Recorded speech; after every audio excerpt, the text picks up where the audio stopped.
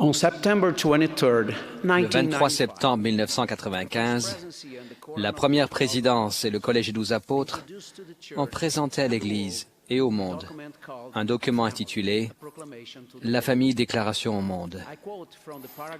J'en cite un paragraphe. « Le mari et la femme ont la responsabilité solennelle de s'aimer et de se chérir et d'aimer et de chérir leurs enfants. Nous vivons à une époque où ce conseil est véritablement très important.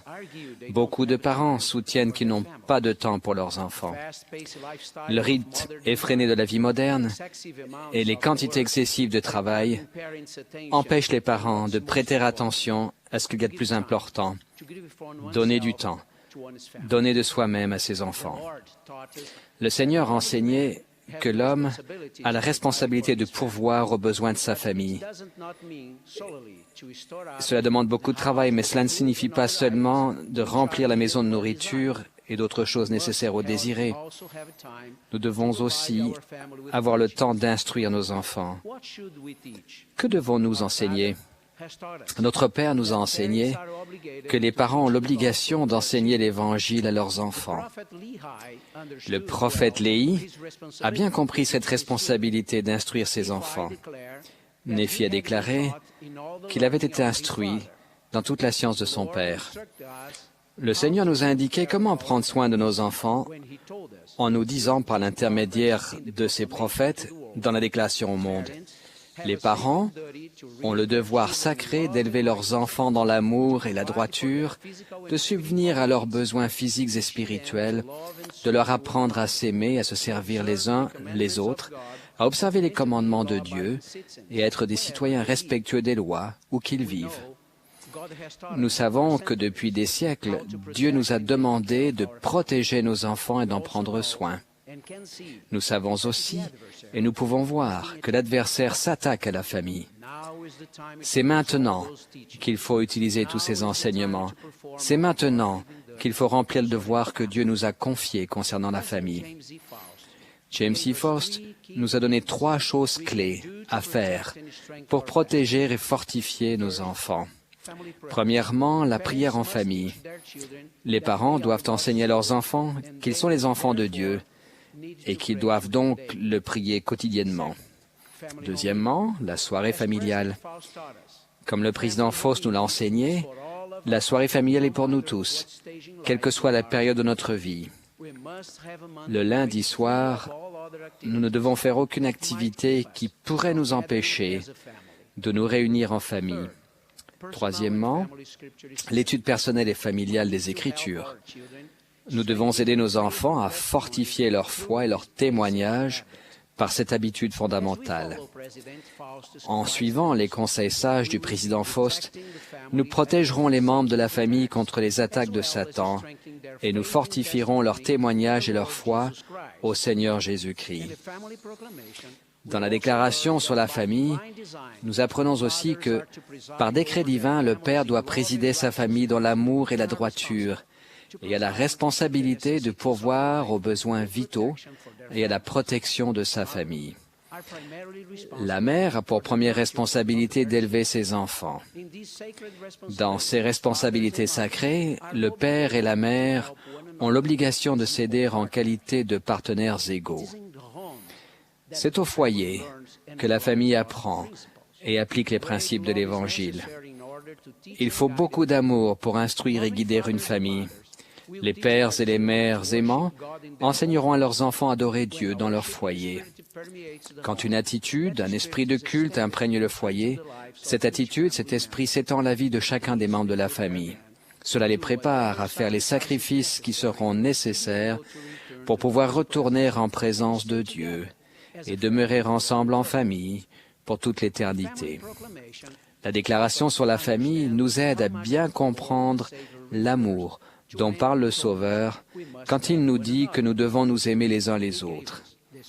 Il nous a donné l'exemple suprême d'amour quand il a déclaré « Il n'y a pas de plus grand amour que de donner sa vie pour ses amis. » Plus tard, il a expié pour tous nos péchés et finalement, il a donné sa vie pour nous tous. Nous pouvons donner notre vie pour nos êtres chers, pas physiquement en mourant pour eux, mais en vivant pour eux, en donnant notre temps, en étant toujours présents pour eux, en les servant, en étant courtois, affectueux et en faisant preuve d'un véritable amour pour les membres de notre famille et pour tous les hommes comme l'a enseigné le Sauveur. Nous ne savons pas ce qui peut nous arriver demain.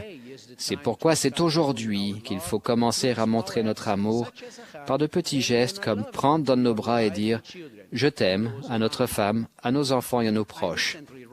Récemment, j'ai lu un texte qui disait qu'il est urgent de ne pas remettre au lendemain ce qu'on peut faire le jour même. En juillet de cette année, le Brésil a connu l'accident d'avion le plus terrible de son histoire. Il y a eu 199 morts, des passagers, du personnel de la compagnie aérienne, des membres de l'équipage. Il était dit que le texte que je mentionne a été affiché sur le tableau de communication de la compagnie aérienne par le mari de l'une des hôtesses mortes dans l'accident. Il s'intitule « Si demain n'arrive jamais ». Il est basé sur un poème de Norma Cornet-Marek. « Si je savais que c'est la dernière fois que je te regarderais dormir, je te serrerais plus fort dans mes bras. Je supplierais le Seigneur de te protéger. Si je savais que c'est la dernière fois que je te vois sortir de la maison, je te prendrais dans mes bras et t'embrasserais. Je te rappellerais pour te prendre dans mes bras et t'embrasser encore. Si je savais que c'est la dernière fois que je t'entends prier, j'enregistrerai chaque geste, chaque regard, chaque sourire, chacun de tes mots, afin de pouvoir les écouter jour après jour plus tard. Si je savais que c'est la dernière fois, je passerai 1 ou 2 minutes de plus pour te dire « je t'aime », au lieu de supposer que tu le sais déjà. Si je savais que c'est notre dernière fois, notre dernier moment, je serai auprès de toi, passons la journée avec toi, au lieu de penser « je suis sûr qu'il y aura d'autres occasions, je peux laisser passer celle-ci ». Il y aura bien sûr un jour pour revoir les choses, et nous aurons une seconde chance de bien faire. Bien sûr, il y aura un autre jour où nous pourrons dire « je t'aime », et nous aurons certainement une autre occasion de nous dire « puis-je t'aider ?» Mais dans mon cas, il n'y en a plus. Tu n'es pas ici avec moi, et aujourd'hui est notre dernier jour, le jour de nos adieux.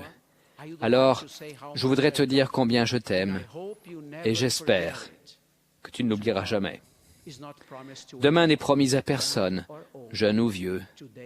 Aujourd'hui est peut-être votre dernière chance de tenir bien serré la main de l'être aimé et d'exprimer tous vos sentiments. Si vous attendez demain, pourquoi ne pas le faire aujourd'hui?